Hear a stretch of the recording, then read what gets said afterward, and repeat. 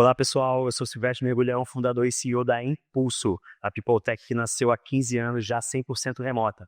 Como vocês já sabem, não queremos aqui ser guru, não queremos falar sobre 4 segredos do sucesso, nem sobre como fazer gestão por OKRs. Falaremos sobre pessoas, valores e comportamentos e sobre como foi a jornada dos nossos convidados, desde seus mais longínquos tempos até os dias de hoje. Convidados esses que estão à frente das empresas de tecnologia e inovação nas maiores empresas do Brasil. Também descobriremos quais são as suas grandes verdades inconvenientes, dilemas e contradições em cada passo das suas experiências liderando pessoas. Hoje eu estou aqui com o Alexandre Barbosa, hoje atuando como conselheiro de startups. Ale, como você já sabe, eu quero falar sobre os seus valores. Seja bem-vindo. Obrigado, Mergulhão. Foi um prazer participar aqui do podcast com você. Ah, e é interessante falar sobre a jornada, sobre o caminho, né? Eu brinco que, apesar dessa minha cara jovem, né, eu comecei muito cedo, muitas vezes eu brinco que eu comecei aos 6 anos de idade. Brincadeira, na verdade. É porque eu não tenho essa barba tão pomposa quanto você, senão eu acho que eu tava meio similar, assim. Eu só não deixo crescer porque realmente é tudo falhado. É isso aí, cara. Faz a diferença, né? É sempre bom. E nessa jornada, né, nesses 25 anos, acho que tudo que você faz é sempre direcionado pelos seus valores, pelo que você entende que faz sentido e que você se identifica, né? Eu gosto bastante da palavra propósito. Então, qual é o seu propósito? Por onde você vai? O que você faz? E aí, olhando para valores, né, tem 3 valores que são ah, bastante relevantes para mim, né? O primeiro é a questão da realização, né? Eu sempre fui ah, alguém movido por desafios, por fazer entregas, por criar coisas que muitas vezes você olha e fala assim: "Putz, será que a gente vai conseguir? Será que é viável? Onde nós vamos chegar com isso?", né. Então, aquele desafio sempre me motivou e ver, realizar e conseguir gerar um impacto positivo foi o que me fez ficar apaixonado pelo mercado financeiro e foi o que me fez ficar os últimos 25 anos, nessa indústria que muita gente fala que é maluca, mas ela é apaixonante, seja pelo seu envolvimento de tecnologia, pela sua complexidade, né. Então, realização eu acho que, assim, é o primeiro valor mais importante para mim, né. Muito bom, né, cara? Engraçado, né? Porque o mercado financeiro é aquele, eu vejo pelo menos, né? É muito ame ou odeie, né? Sim. Então você tem as pessoas, né, que acham que o mercado financeiro é uma selvageria, Perfeito. né?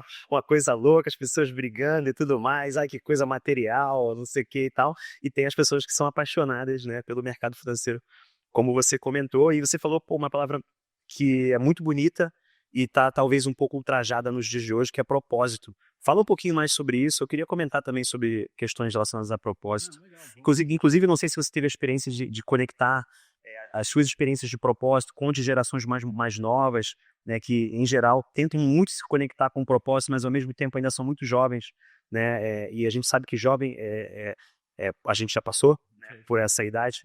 É difícil a gente mesmo saber qual é o nosso, né, então demora, precisa de um processo de maturidade, né, para a gente conseguir se conectar com isso. Eu acho que esse processo de evolução, o mergulhão, ele tem acontecido nos últimos anos, principalmente por ter experimentado algumas vivências diferentes, né? Então, eu comecei a atuar como mentor de algumas pessoas, sejam jovens ou executivos que estão começando e evoluindo na sua jornada, seja dentro da empresa, seja dentro do papel que eles estão ocupando. E muitas vezes, quando você fala com os jovens, tem essa questão de o entendimento muito acelerado, a expectativa de querer as coisas para amanhã. Mas quando você pergunta, tá bom, qual é o seu propósito? A maioria coça a cabeça, olha de lado, assim, pensa, fala assim: "Pô, Ale, eu não tinha pensado nisso". Eu falei assim: "Não, cara, com certeza, você tem um propósito pelo qual você está fazendo isso. Só que você está colocando à frente o objetivo imediato e não está enxergando efetivamente o que você quer e qual é o seu ah, propósito de vida, né". Eu vou aqui conectar um pouquinho com a minha história, né. Eu vim de uma família mais humilde. Quando eu comecei em tecnologia, isso vai denunciar um pouquinho da minha idade, né. Que é, É antes do 386? cara, pior que é. Então é, É, legal. é triste isso. Gostei. É triste isso, tá, mergulhão? Eu queria falar que não, mas é da vida, né? Apesar que eu vou falar pra você, né? Tem gente que fala que tinha um botão de turbo, outros conhecem essas coisas. Pra mim é lenda, tá? Isso aí não existia. Mas brincadeiras à parte. Então, quando eu comecei, tinha uma questão de qual é a universidade que você fez, se você fez uma universidade pública, ah, não, qual foi o seu histórico familiar, se você tinha pessoas que foram bem-sucedidas e você conseguia evoluir. Eu fui o primeiro diretor de uma empresa grande do tamanho da B3 dentro da minha família. Então, isso gera um impacto e uma responsabilidade muito grande. E o meu propósito de vida é como eu consigo devolver um pouco daquilo que eu consegui, até porque se eu voltasse à história 20, 30 anos atrás e você fala assim, putz, Ale, um dia você vai ser diretor da B3, eu provavelmente, claro que ela não existia, né, o diretor da Bolsa, eu ia falar para você, cara, você é maluco, muito provavelmente não vai dar para chegar até lá. Por quê? Porque tinha muitos entraves, era outra época, e hoje, com a capacidade que você tem, com o seu entendimento como pessoa, o seu conhecimento, o céu é o limite. A gente vive num mundo muito diferente, né? Então, lá atrás, eu tinha esse pensamento, pô, será que onde eu vou conseguir chegar? O que eu vou conseguir fazer? E depois que eu cheguei, eu falei assim, putz, como eu devolvo um pouco pro universo, né? Então essa questão de mentoria, principalmente para os jovens, é para isso, é para ajudá-los a evoluir, a entender. Cara, acha o seu propósito, acha aquilo que te move, porque a gente sabe que toda jornada ela tem momentos difíceis, vão existir uma série de tormentas. Se você não faz algo por propósito, essas tormentas elas ficam tão insustentáveis, e aí, invariavelmente, vai desdobrar numa série de coisas que a gente vive hoje, como questões de saúde mental, tanta gente com burnout, toda essa história, muitas vezes é uma sobrecarga muito forte e uma pressão de algo onde muitas vezes você não está tão identificado, aquilo não é o seu propósito, aquilo não é a sua missão, aquilo não brilha o seu olho, né? Em geral, é uma autopressão, né? É uma pressão sua sobre si próprio, baseado num julgamento do que você acredita, né, que tem alguém esperando você por determinadas ações, né? Perfeito. E aí, é engraçado, né, acho que todo mundo já sentiu isso, quando você faz algo por propósito, você acorda e parece que tá aquele caos em volta, mas para você é aquela tranquilidade, é aquele caminho tá tão claro na sua cabeça, que você fala: "Cara, eu tô fazendo isso porque eu quero chegar ali". Tá claro na cabeça, então o caos não te incomoda. E aí, às vezes, você olha para o lado, as pessoas que muitas vezes não estão com essa mesma visão, ou esse mesmo caminho tão consolidado, ah, eu gosto muito de olhar o comportamento das pessoas, a reação, muitas vezes você olha no olho, dá aquela visão de que a pessoa está com medo, sabe? Tá olhando e fala assim, cara, pô, a gente está entrando num desconhecido, numa floresta que eu não sei o que vai acontecer daqui para frente, né? E às vezes você está tão calmo olhando para aquilo, as pessoas olham e falam assim, olha, por que você está tão calmo, né? Como é que você tem tanta tranquilidade no meio desse caos, dessa dificuldade? Cara, estou identificado com aquilo que eu quero fazer, que está ligado ao meu propósito, então, de ajudar as pessoas, incluir, fazer o nosso país evoluir, né? Então, o orgulho de ser brasileiro e conseguir fazer coisas que são reconhecidas globalmente como diferenciadas e colocam o Brasil num patamar diferente, putz, isso faz toda a diferença e eu posso ficar aqui horas falando que eu sou apaixonado por esse tipo de Não, coisa. muito bom, né, cara? E na Impulso, né, a gente cria conexões genuínas que ultrapassam quaisquer barreiras, né? A gente tem isso muito definido, muito bem definido já há muitos anos. E, nem sempre foi essa frase especificamente dessa forma, mas sempre teve isso desenhado de alguma maneira. Né? E alguns anos atrás a gente fez, né, um trabalho não só de mapeamento de cultura, mas de entendimento, né, de nós próprios. E essa frase surgiu, assim, ela emergiu né, meio que do trabalho. E aí, quando a gente olhou para essa fase, a gente falou: caraca, é isso que a gente está fazendo há muito tempo aqui na Impulso. E eu, pessoalmente, me conecto muito com esse mesmo propósito através de uma outra forma, né? O meu propósito está mais relacionado a uma forma mais leve e mais genuína da gente tocar a nossa própria vida, né? E como eu posso contagiar positivamente outras pessoas com essa forma mais leve e Legal. mais genuína, autêntica, de certa forma, de levar a nossa vida, cada um a sua, porque o que é ser autêntico para mim é diferente do que é ser autêntico para você e para cada um, porque é uma questão muito individual, né? E aí quando a gente, no nosso caso especificamente Impulso, está conectando pessoas de diferentes lugares, por sermos uma empresa que trabalha 100% remoto, né? A gente está deixando de lado qualquer tipo de preconceito, né? A gente está deixando de lado qualquer tipo de entendimento diferente sobre a forma de uma pessoa viver com a forma de outra pessoa viver, criando conexões genuínas. Então eu conecto a minha forma mais simples de ver a vida com a forma da Impulso de criar essas conexões e aí para mim fez todo sentido quando esse insight caiu assim, né? Pô, parabéns, cara. É, Não, é excelente, né? Eu acho que quando a gente consegue olhar efetivamente para o potencial das pessoas e não para cor, não para credo, não para orientação sexual ou qualquer outra coisa, eu acho que muda tudo.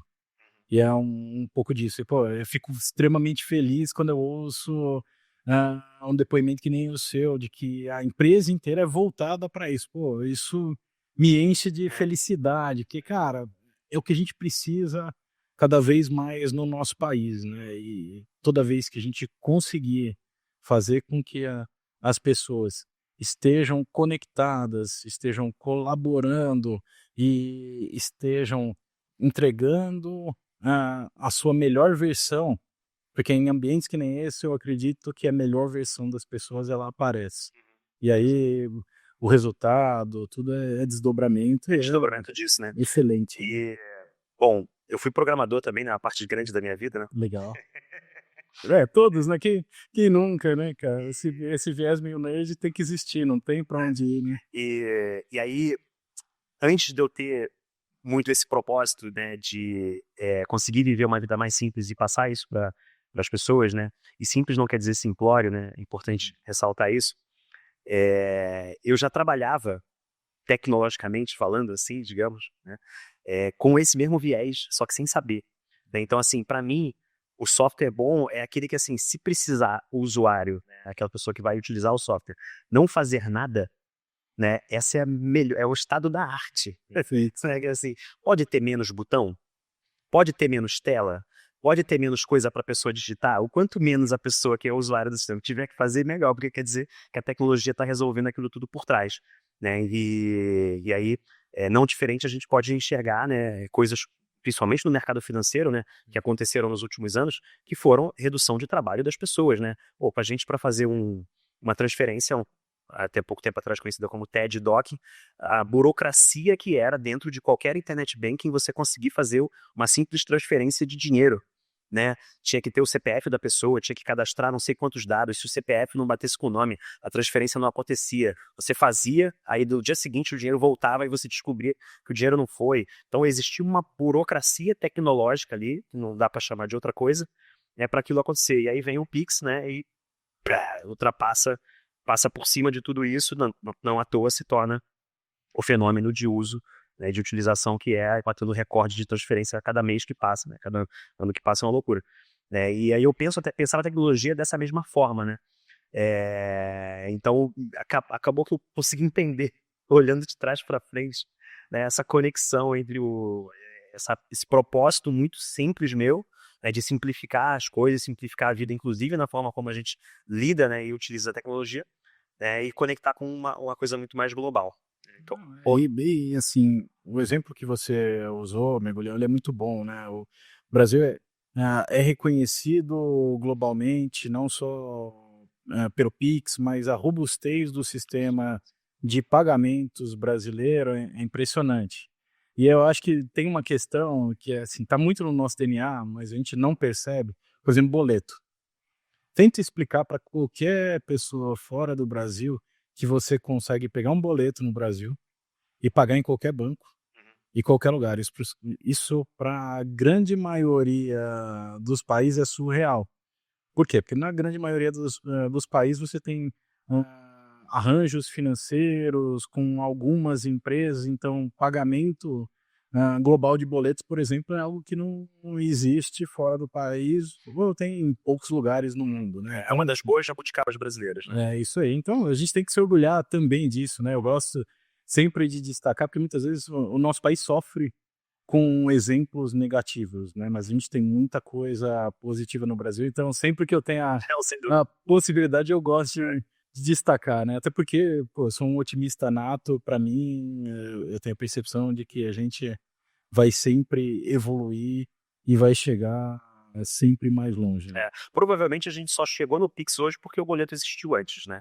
Sim. Então, acho que não necessariamente foi uma evolução, né, do boleto, mas foi nasceu dali. Inclusive, eu não conheço a história da criação do boleto, em que momento que isso passou a existir. Você conhece a história? Eu acho que a gente não conheceu, vou pesquisar, porque realmente fiquei curioso. Assim, aqui eu vou até deixar um spoiler, né? Tem um grande amigo meu, Carlos Duarte. Ele foi uma das pessoas que criou o fluxo de boleto. Então, assim, não vou contar a história aqui. Tá bom. Vou deixar já o nome dele citado para que ele venha e conte essa história. Vamos ver se ele vai aceitar Boa, muito legal. o convite. Mas ele é um dos caras que pode contar isso com a maior propriedade existente. Vamos falar de outro valor, então. Os valores de realização. Cara, eu falei de realização. Para mim, outro valor importantíssimo é liberdade. Então, não só para mim, mas para as pessoas que sempre atuaram comigo. Eu acho que a partir do momento onde as pessoas conseguem entregar a sua melhor versão, sem ser microgerenciadas ou sem ter que olhar, falar assim, putz, há quantas horas você trabalhou nessa atividade? Ou o que você fez? E fala assim, cara, a gente espera alcançar esse objetivo, a gente quer criar esse copo.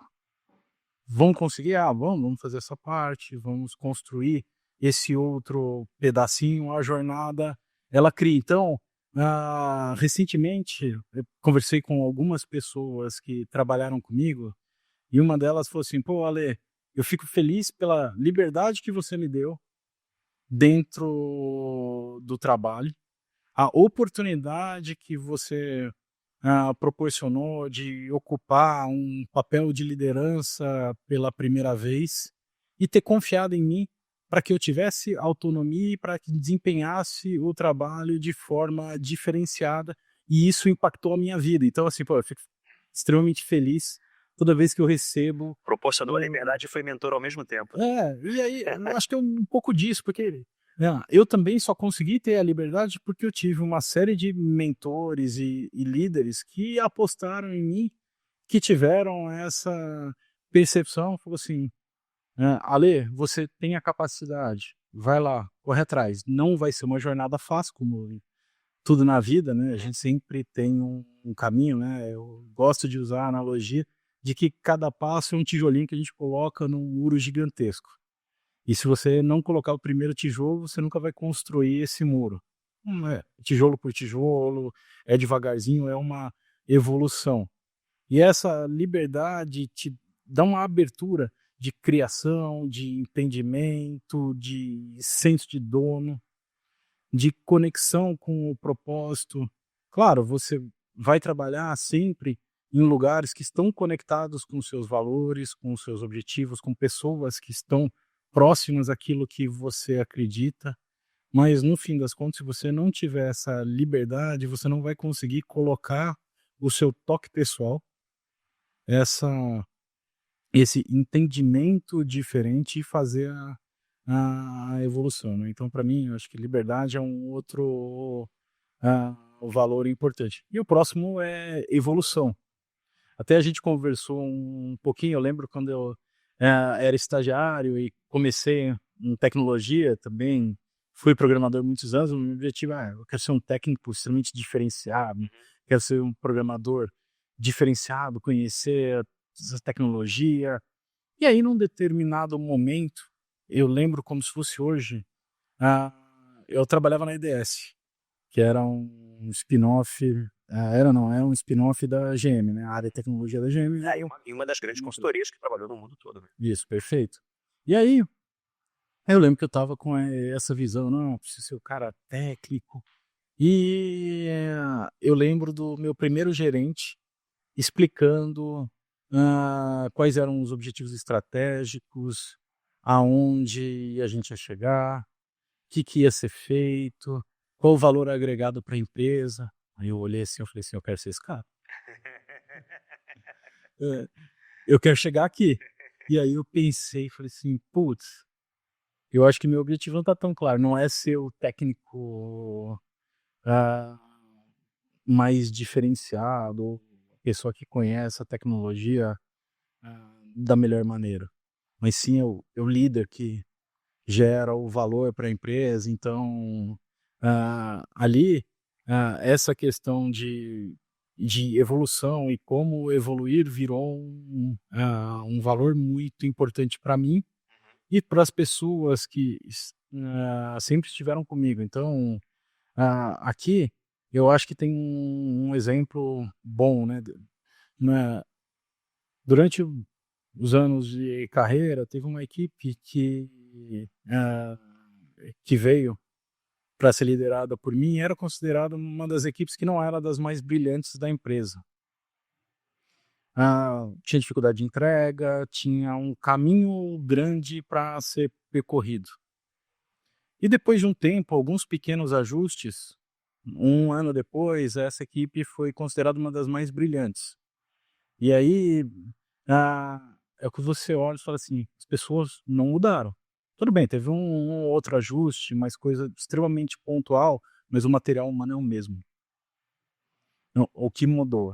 Muito da proximidade, o entendimento da característica das pessoas e a visão de evolução para elas também, para onde elas poderiam chegar, o que elas poderiam fazer e como que elas poderiam agregar. Então, eu acho que se você não tiver essa visão de evolução, a jornada fica muito mais complexa e difícil, né? Uhum. Não, excelente, cara. Eu gostei muito, assim, é, realização e liberdade estão entre os meus dois principais Legal. valores também, né? E são coisas que algumas, a parte da liberdade especialmente, né? Como a Impulso é uma empresa remota, né? E eu sou um líder, né? Que valoriza também a liberdade, né? Eu deixo as minhas lideranças, né? As pessoas com quem eu lidero diretamente, em geral, muito livres para fazer a maior parte das coisas. Legal. E como elas vêm de um mercado, em geral, que é um pouco mais engessado, algumas pessoas reclamam que, pô, mas você não me fala direito o que é para fazer. Eu falei, eu tô te dando liberdade. Aí, É um trade-off. eu tô esperando que você me diga o que você quer, o que você quer fazer. Não, mas aí você não me diz nada. Eu falei, qual é a sua dúvida? Me pergunta. Então, existe um limiar, assim, entre o direcionamento, né? E às vezes eu sei que eu sou muito mais permissivo, e aí também é um trabalho que eu preciso fazer comigo mesmo, de às vezes direcionar mais, principalmente quando a gente está lidando com lideranças menos experientes, né? Mas, no geral, deixar com a liberdade, na minha experiência, normalmente mostra que dá resultado. Sim, é onde surgem as coisas normalmente mais fantásticas e é onde efetivamente a gente sempre tem aquele impacto, fala assim, nossa, realmente eu não tinha pensado nisso. Não, exato. Vem, assim, grandes surpresas muito positivas em geral, né? Perfeito. Vamos brincar então, vamos falar de Mad Skills. Habilidades fora de série, que normalmente vêm de hobbies ou coisas muito aleatórias na sua vida, mas que você consegue trazer para dentro do ambiente de trabalho. Legal. Acho que sim, tem dois hobbies, né? Um que eu já pratico há algum tempo, que é andar de kart. Então, putz, Porra, que maneiro! adoro andar de kart. É fantástico. E um que eu comecei a desenvolver, mas eu interrompi por causa da gravidez da minha terceira filha. Da minha esposa, ela estava grávida da minha terceira filha. E a gente estava fazendo curso de mergulho.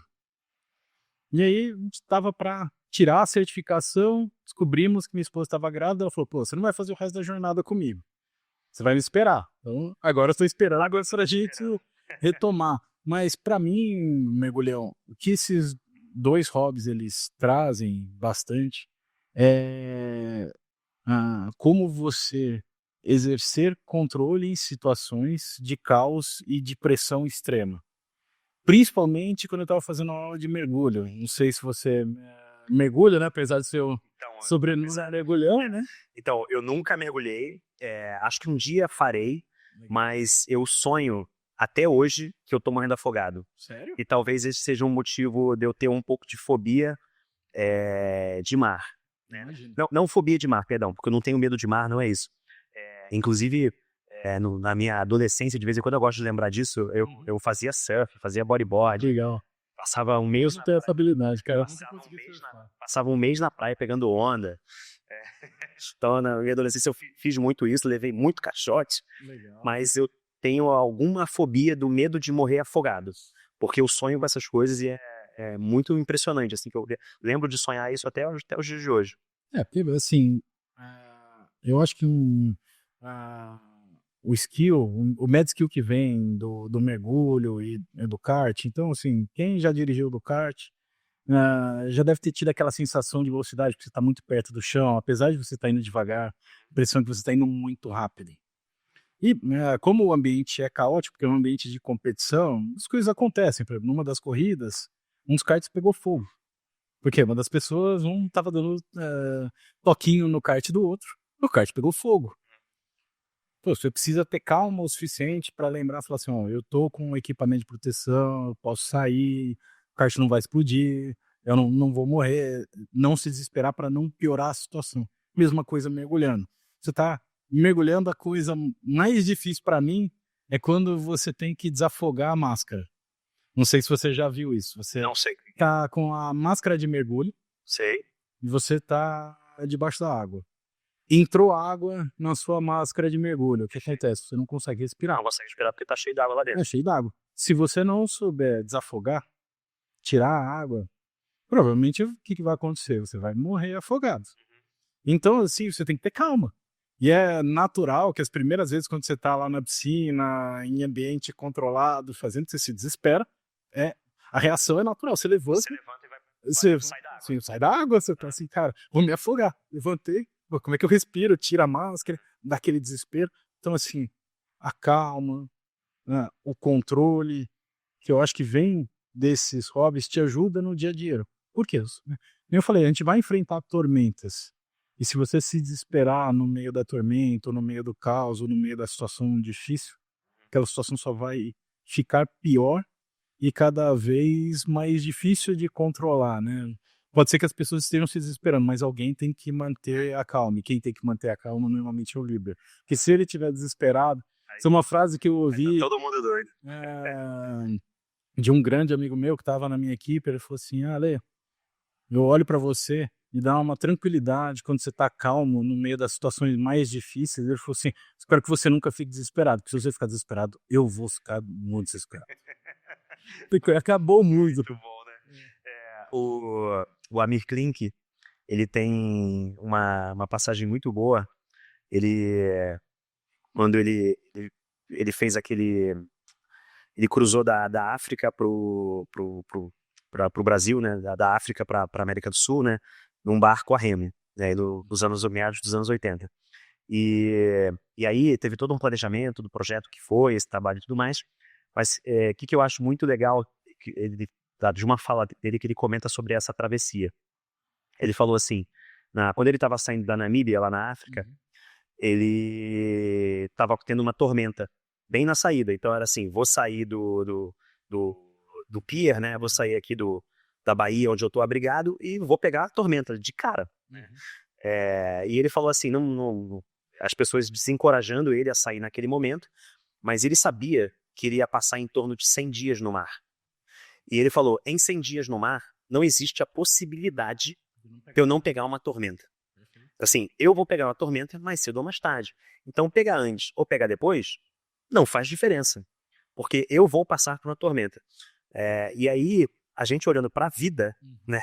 Para a vida, nossa vida pessoal, a vida de uma empresa, praticamente tudo, a gente está falando de coisas que vão demorar muito tempo, né? Se tudo der certo, né? Sim, é verdade. É o que a gente espera. É o que a gente espera, né? Vão demorar muitos anos. Né? Então, as tormentas vão passar. Não adianta querer só andar na calmaria, porque uma hora vai vir a tormenta. Não tem como. E aí Vai ter só não tem outra opção a não ser manter a calma, porque as tormentas elas vão existir. E aí, Ale, olhando para trás na sua jornada, é possível que você tenha recebido conselhos de alguém que pode ter sido um mentor oficial, né, uma pessoa na qual você tinha realmente uma relação de mentorado, ou que você tenha recebido completamente aleatório conselhos de pessoas que hoje, até esse podcast, não sabem que influenciaram tua vida, mas acabaram sendo seus mentores mesmo sem saber. Qual é esse conselho mais valioso que você recebeu na sua vida e que você pode compartilhar aqui com a gente? Não, legal. Tiveram vários mentores, vários líderes que fizeram a diferença. Eu vou aqui destacar um. Espero não deixar os outros chateados, né? Então, tive um grande líder chamado Márcio Castro. A gente tinha ali uma jornada muito difícil. Então, a gente tinha o seguinte desafio. Dentro da bolsa da antiga BMF, nós tínhamos um sistema de negociação que era francês. A gente não sabia o que ele fazia, porque ele era a caixa preta. E tínhamos o desafio de construir o primeiro sistema de negociação com tecnologia 100% brasileira, sem saber o que tinha lá.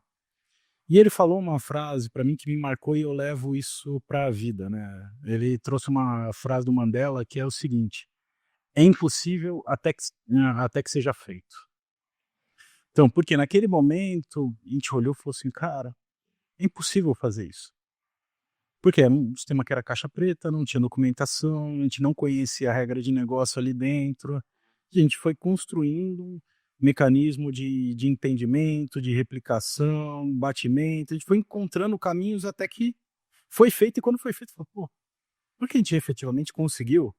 E eu levo esse mantra para mim, que é toda vez que eu vejo algo de grande dificuldade, mergulhão. Então, assim, eu falo, cara, é impossível até que seja feito.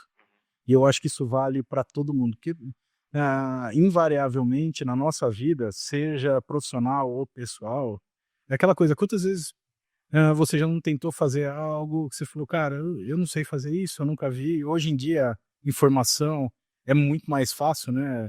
Aqui também denuncia um pouco da minha idade. Eu sou da época que você tinha que comprar livro, você comprava na Amazon, esperava chegar, tinha processo de importação, demorava, era só um livro em inglês, pô, não tinha o Google. Ou você tinha que perguntar para as pessoas, então relacionamento era importantíssimo. Hoje em dia, a gente tem a tecnologia na mão. Hoje, com os LLMs, é fantástico a quantidade de conhecimento que a gente consegue. Então, falar que algo é impossível é muito forte. Então, Exato. E de fato, né, hoje o desafio está muito mais na atenção, a gente conseguir desprender a atenção do que em ter acesso de fato ao conteúdo, né? Isso que você falou me relembrou o livro Mindset, né, que fala sobre a mentalidade do crescimento, né? Que é quando você não conhece alguma coisa, você não dizer que nunca vai conseguir, não consegue e tudo mais, mas dizer que existe a possibilidade, né, de aprender. E eu vejo muitas pessoas, você também da área de tecnologia sabe, o quanto a gente tem escassez de mão de obra, né, na área de tech. E eu converso com pessoas que não são necessariamente da área de tech, né, e falo, gente, aprende tecnologia, existe um mundo de oportunidade. E muita gente ainda insiste em dizer, isso não é para mim, eu não entendo nada de tecnologia. Eu falo, gente, não tem mistério, isso aqui é igual aprender matemática, é igual aprender português, é igual aprender geografia, são coisas que a gente aprende. Se não aprendeu a ser um jornalista, não aprendeu a ser outra profissão qualquer que a gente coloque aqui, você pode aprender também a ser uma pessoa da área de tecnologia, só precisa dedicar tempo para isso, né? Então, eu comento muito isso com as pessoas também, né? E aí, falando também de recrutamento, né? Tirando essa parte técnica, né, de hard skills, né, que são as especializações em tecnologia, as linguagens, né, que são as coisas que são os hard skills que dá para aprender, né? estudando na internet, né? Quais são as suas perguntas favoritas numa entrevista que não são essas, né, de hard skills, né? O que você está querendo avaliar sobre o profissional para ele poder vir a fazer parte de uma equipe sua? Para mim, tem algumas perguntas que são importantíssimas, tá, Mergulhão? A primeira é: qual é o seu propósito? Eu gosto de colocar as pessoas numa situação difícil, numa primeira conversa. Por que que eu quero entender o propósito? Eu quero saber o que te motiva, o que te tira da cama. É desafio? É evolução profissional? É hierarquia? É senso de poder? O que que faz a diferença para você? Porque eu fico com a percepção que pessoas com propósitos alinhados, identificadas com as missões ah, dos conglomerados que nós estamos inseridos, se elas estão conectadas, cultura, todas as outras verticais fazem a diferença. Então, propósito é uma delas, que para mim é importantíssimo. Então, essa é a primeira pergunta. A segunda pergunta que eu sempre coloco é: como que você lida com situações de pressão e qual foi a maior dificuldade que você já enfrentou até hoje? Porque aí talvez seja um pouco das cicatrizes da jornada que eu vivi ao longo dos anos no mercado financeiro, né? Então, você vivenciar muitas crises, muitas dificuldades, então entender como as pessoas lidam com essas situações, para mim faz toda a diferença, né? Legal. Existe algum padrão nessas respostas sobre as grandes dificuldades? Tem algumas coisas que aparecem várias vezes? É engraçado, Mergulhão, quando a resposta é genuína, normalmente ela é diferente da maioria que você recebe. Ah, que legal. Quando ela parece ser ensaiada, sabe, não parece ser ah, do coração, muitas vezes vem: a maior dificuldade que eu tive ou foi relacionamento, ou foi técnica, ou muitas vezes foi falta de liberdade, ou vem frases como: a maior dificuldade é que eu sou muito perfeccionista. Fora do ambiente, né? Você entendeu? Então, assim, vem coisas que você percebe e fala assim: cara, não tá vindo do coração, né? E engraçado, essa semana eu estava assistindo uma série no Netflix, Unicórnio Imparável, não sei se você já assistiu, acho que é Unicórnio Imparável. É unicórnio e agora eu não lembro a segunda Uma parte. segunda frase, tá? Isso. E conta a história de uma pessoa que foi lá, criou uma startup, que virou um unicórnio na Tailândia. E numa das cenas da minissérie, eles estão fazendo entrevistas de emprego. E a pergunta que eles fizeram para mim foi fantástica, que eles perguntaram: qual foi a última mentira que você contou? Adorei. E eu achei fantástico, cara. Aí, assim, é engraçado que na cena tá o CTO e o CEO. Aí o CEO olha pro CTO: mas por que você tá perguntando isso? Foi a primeira pergunta da entrevista. Eu achei fantástico. Aí saiu e falou assim: cara, se ele não tá contando pra gente a última mentira que ele contou, quando ele tiver um problema, uma dificuldade, ele não vai ser sincero com a gente. Putz, eu achei fantástico. Confesso que eu nunca usei essa, mas eu achei uma sacada fenomenal, assim. Putz, qual foi a última mentira que você contou? Gente, cara, que pergunta espetacular. Eu adorei. Não, fantástico. Pra mim já valeu a série inteira só dessa parte. E é muito legal, eu recomendo. Nossa, maravilhoso. Caraca, adorei. Tô aqui sem reação, pensando quantas vezes eu poderia ter usado já essa pergunta na minha vida e não usei até agora. Eu também nunca usei, cara. Eu falei, pô, baita oportunidade. É muito bom. Vamos lá.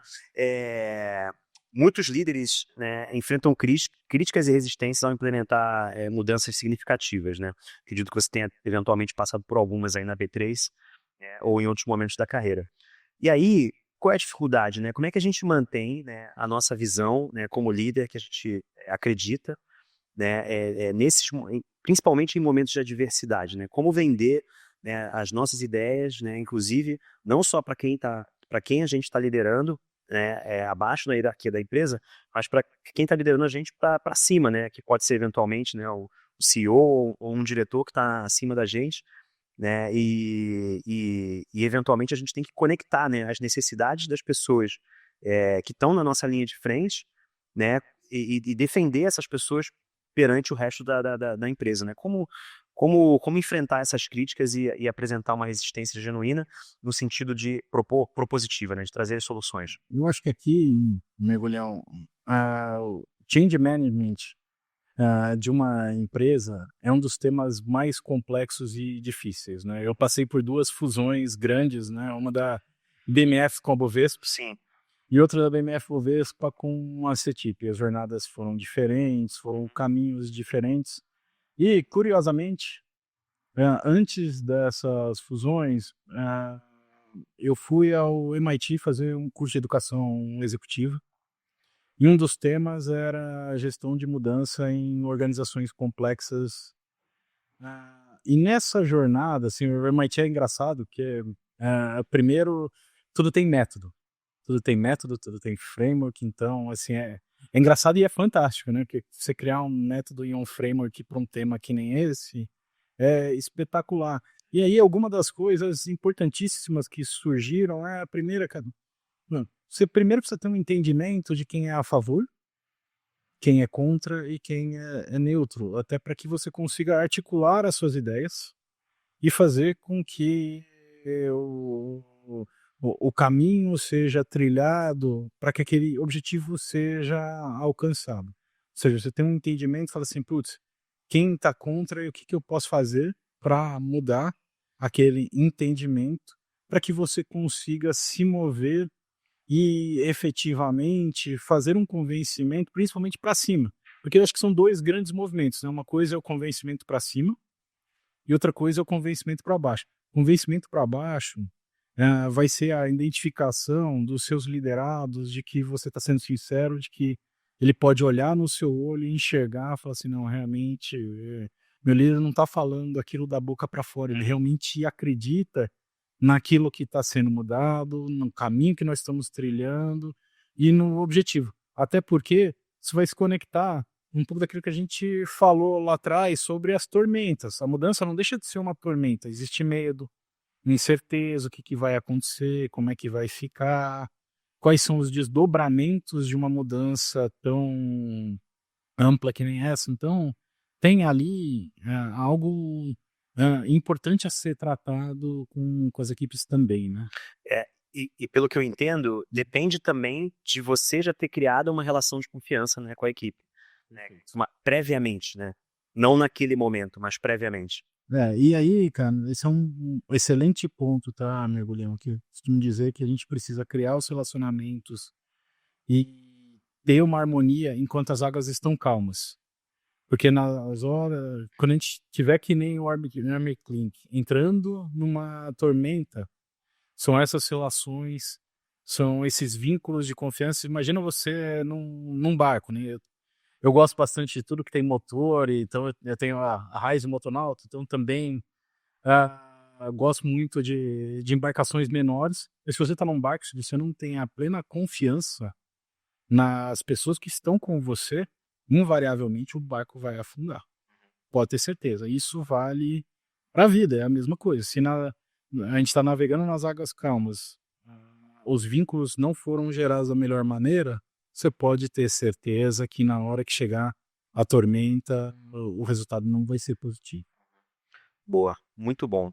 E você faz alguma coisa no âmbito espiritual? Algum tipo de meditação? Adepto de alguma religião? Como é que você acredita que isso te ajuda? Cara, eu sou adepto de espiritualidade, então aqui, para mim, é engraçado que como essa jornada mudou ao longo dos anos, né? E aqui eu tenho. Traduz só o conceito de espiritualidade para você.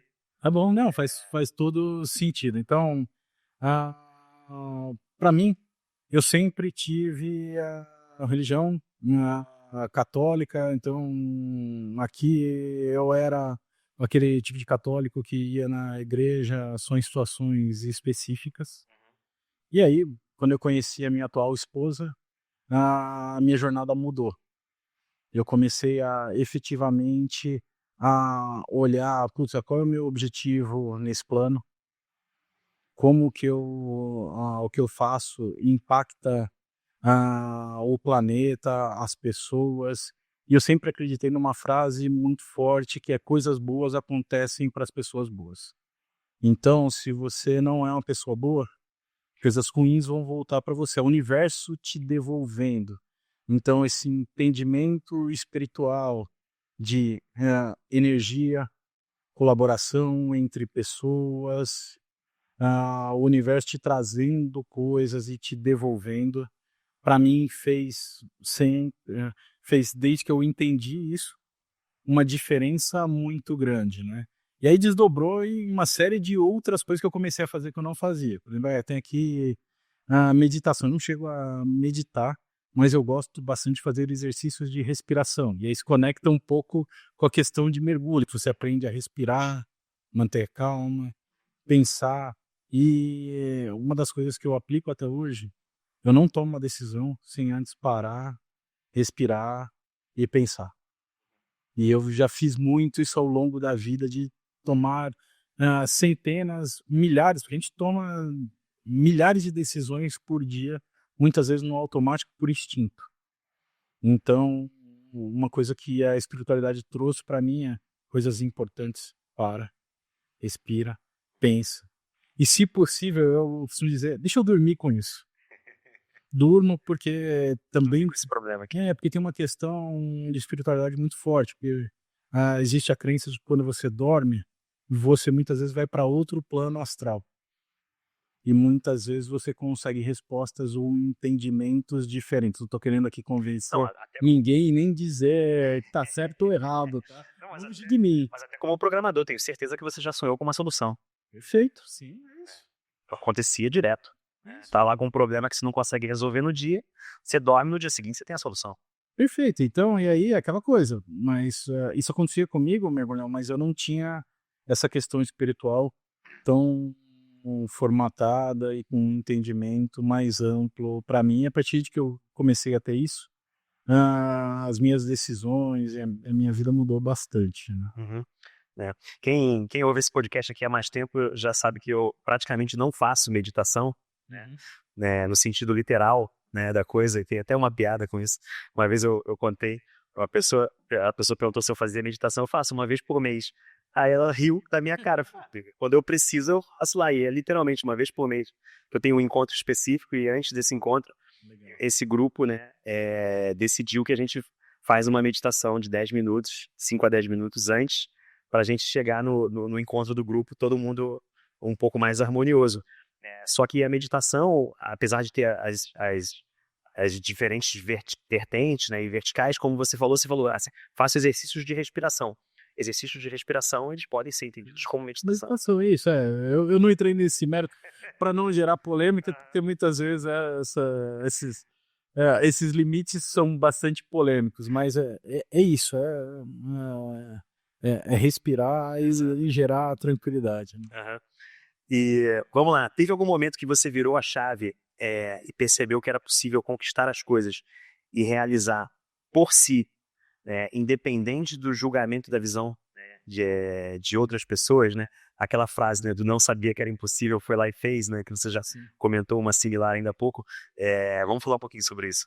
É, assim, tiveram algumas vezes, tá, no mergulhão, uma jornada que eu gosto bastante de citar, ah, nos meus anos de B3 teve um desafio específico para olhar para uma tecnologia nova na época, que era blockchain. Como trazer, e eu brincava que era o prego dourado atrás, era o martelo dourado atrás do prego dourado. Então, pô, era um desafio diferente como um cara de tecnologia, de como tangibilizar a tecnologia e fazer ela andar. E num determinado momento que eu percebia que se a gente focasse em negócio, e colocasse o negócio na frente, tecnologia virasse a ferramenta, não ia importar se era blockchain ou o que fosse, o valor agregado tivesse lá, faria toda a diferença. E nessa jornada, para mim, foi um pouco disso, porque primeiro eu pensei, falei, putz, como fazer, o que fazer, e num determinado momento, foi. Foi aonde eu mudei o pensamento, falei, cara, não vou ficar pensando mais na tecnologia do blockchain, no viés técnico, vamos olhar o que ela pode, o que a gente pode fazer de negócio, quais dores a gente vai resolver, e aí sim, a hora que tiver a dor resolvida e que fizer sentido usar a tecnologia, conectar esses pontos, né? Então, para mim foi um ponto de virada, porque mudou, né, a minha maneira de pensar frente a desafios. Hoje em dia eu não consigo pensar primeiro em tecnologia. Para mim sempre vem, ah, não quero que o pessoal de tecnologia se sinta ofendido ou menosprezado por isso, mas para mim hoje o mais importante é o que a gente está resolvendo, qual valor está sendo criado e qual é o diferencial que vai ser gerado. E depois tecnologia é ferramenta. Uhum, exato, é. Mas não, mas é assim mesmo, né? Não, tem uma pessoa que eu conheço, que não vou revelar o nome agora para não ser apedrejado, Legal. mas ele fala até hoje isso, olha, blockchain já tá aí, agora deve ter uns mais de 15 anos, 15 anos, né? Blockchain já tá aí há 15 anos, ainda estão tentando achar um problema para resolver. É claro que as moedas digitais assim, têm uma aplicação prática efetiva, né, e tal, né, e o blockchain é uma baita de uma tecnologia, isso aí, inegável, mas é isso, né, tecnologias inegavelmente avançadas, muitas delas morreram pelo caminho, né, Betamax morreu pro VHS, mesmo sendo ordens de grandeza superior, denunciando a idade aqui mais uma É vez, né? isso aí, é Betamax. Eu sei o que você está falando, mas eu arrisco dizer que algumas pessoas não vão saber. Não vão saber. Então a tecnologia ser incrível não basta, né, a gente sabe disso. Mas vamos lá, você costuma fazer coisas novas pela primeira vez? Sim, cara, algumas. Tanto pessoalmente quanto profissionalmente, né? Pessoalmente eu já citei, meu mergulho, eu acho que foi a última coisa que eu inventei, né? Eu tô aqui na lista dos to-dos, a próxima é pular de paraquedas. Inclusive tem um amigo meu que é instrutor e ele tá me devendo uma ajuda nesse ponto, fica aqui. Mas profissionalmente, eu sempre gostei muito da inovação, né? Então, hoje em dia, por exemplo, a gente fala muito de GPUs para inteligência artificial. Mas em 2008 a gente foi fazer uma iniciativa usando GPU para cálculo de risco dentro da bolsa. E, pô, na época a gente estava usando uma tecnologia que ninguém usava, tanto que depois virou um case internacional. A gente fui apresentar no Vale do Silício, no evento da NVIDIA, foi algo fantástico.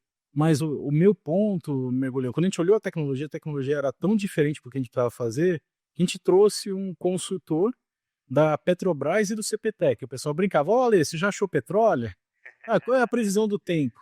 Mas é um pouco disso, o que você pode fazer de novo?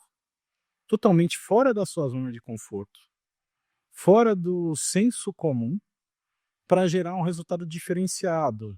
E aí depois eu brinquei com o pessoal, falei, não sei se a gente achou petróleo, mas a gente economizou 20 bilhões de reais e saiu no Financial Times. Então, alguma coisa parecia ser certo. Então, fazer algo novo pela primeira vez, cara, sempre foi algo que me marcou bastante na carreira, e eu sempre me orgulhei de olhar algo e falar, pô, vamos fazer. E aí conecta exatamente com aquela frase, né? É impossível até que seja feito. Até que seja Então, feita. Essa faça. tecnologia das GPUs realmente inacreditável, assim. Não, é fantástico. É um poder computacional incrível, né? Para quem jogava jogos, né, já com tecnologia 3D nos anos 2000, né, que comprava essas placas de vídeo, né, que tinham as GPUs internas, né? Então, lembra do que era essa época do começo da criação dessas GPUs. Para você ter ideia, esse projeto a gente precisou comprar algo que era chamado de enclosure, que tinha as placas de vídeo, a Tesla. Então ficava o servidor e algo separado com as placas de vídeo, porque os servidores à época Não tinha e o slot slot. suficiente para encaixar aqui. Você queria colocar as placas de vídeo, não tinha slot. Tinha slot, pode vir, tinha, mas não tinha suficiente para entregar. Não era usar uma, né?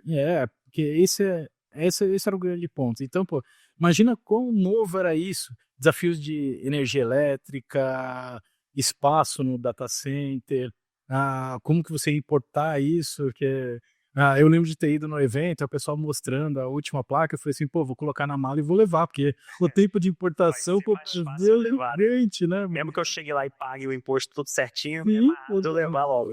perfeito, é isso, é uma jornada muito diferente. Então vamos lá agora aqui, ó, gente.